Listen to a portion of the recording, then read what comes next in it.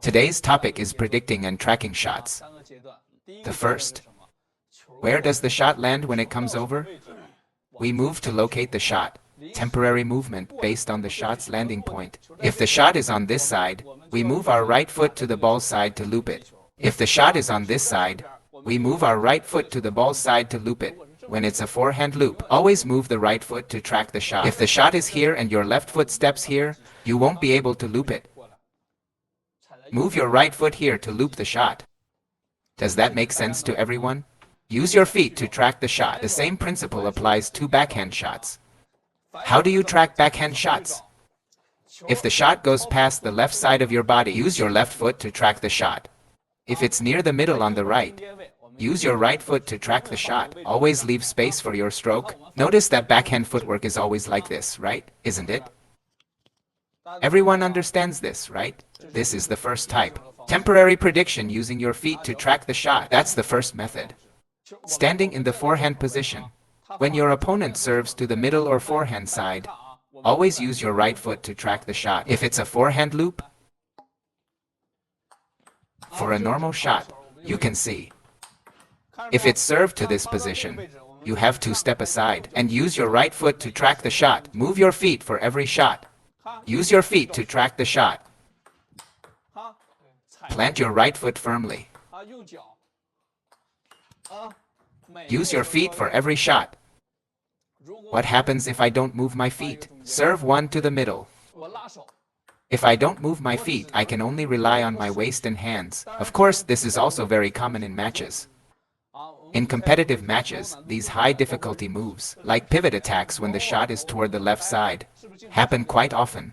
Shots like these are frequent in matches. It's because there's no time for footwork. It's already at the limit, right? Because there's no time for the feet to move. Only then do we resort to this. If there is time for footwork, you must move your feet. Feed me another shot. See that? What quality is this? If my feet aren't in position, I cannot produce this kind of quality or consistency in my loop. Understand? Feed me another. This is the quality. This is the consistency. If I don't move my feet, how can I generate maximum power in my loops and produce the most consistent shots? It's this kind of power. I can only rely on my waist and hands to adjust. This is already very powerful, but most people can't do it. I would not recommend you do it this way. How about for the backhand? If the shot is on the left, use your left foot. Remember this. 4 shots in the middle. Just position it in front of your body. They're directly in front of your body. Feed me a few shots to both sides. If the shot comes to the left, move your left foot. If the shot comes to the right, move your right foot. For backhand loops, use both feet to find the shot. Exactly. Good. Great, see here. This generates force. If I don't move my feet, I can only rely on my hands. Only my hands. Relying solely on my hand lacks stability. Right, it works, but it's not effective. Take Fan Zhendong as an example. He often generates power for shots outside his body's range. That's because of his solid foundation. Also, in these cases, he has no choice, right? Feed me a faster shot. Top players often deal with such situations. Faster now. In matches, these shots happen frequently. You encounter shots like this, right? Damn, missed them all. Shots like these appear often. That's because the footwork couldn't keep up. It's too extreme. And both players are trying to limit each other. They aim for difficult positions. Wherever it's uncomfortable, that's where they target. Got it? Try to use your footwork as much as possible. How about tee shots in the middle? Move your right foot. Move your right foot.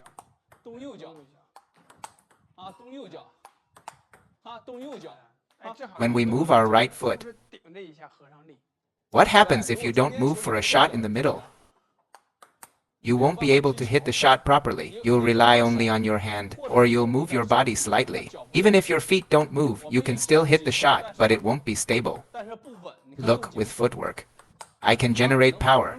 If I move my feet, I can also rotate my waist. If I don't move my feet, how do I rotate my waist? With one step, I can exert force. The second point is anticipation.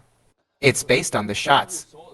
It involves reading your opponent's movements, the angle of their racket, your body's direction, your habits, the techniques you know, and the ones you don't. We make judgments based on these details. It's all about anticipating your opponent's shot. Look, my eyes are facing this way. My body is facing here. Right? At your level, there's no need to overthink fake movements. I'm aiming this way. And here I go. This way. I want to hit a straight shot. I can't hit straight like this. It's the same for you. If you see me aiming here and I hit straight like this, it's very easy to make an error in matches. Understand? Very easy to miss. The safest way is to anticipate their safest shot. If they aim here to hit straight, we need to adjust slightly. If they go for a cross-court shot, they'll position their body accordingly. This is the safest way. Use these cues for your predictions. At your level, you're not capable of making effective fake moves yet. When playing in clubs, just predict like this. Come, flick one shot. I won't return it. Why? Because I want him to do a forehand flick. He made the flick motion, but I knew he would miss. That's anticipation. The ball had too much spin. He couldn't flick it effectively. Now push one shot.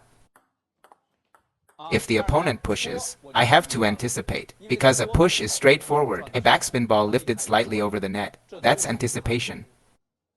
Use any technique to receive. He can only push. I'll still loop with my forehand. That's anticipation. The shot I sent out.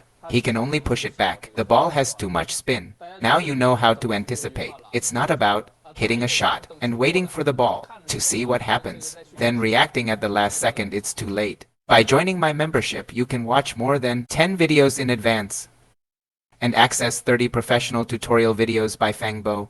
These videos cover everything from beginner basics to advanced techniques, because it's possible for him to push it to your forehand area, ensuring you'll find the skills you need. The cost ranges from $1 to $3, depending on your region. Thank you all for your support.